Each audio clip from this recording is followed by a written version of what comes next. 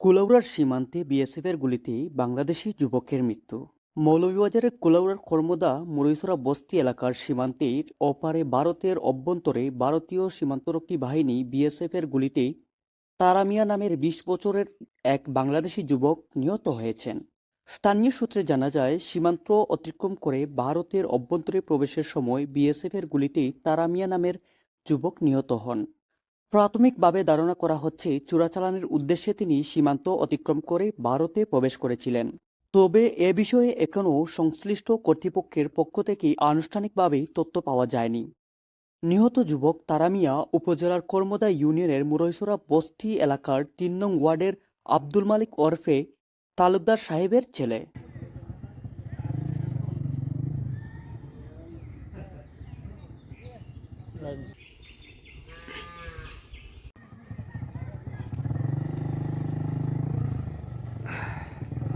সুপ্রিয় দর্শক, আপনারা দেখছেন রবির বাজার নিউজ।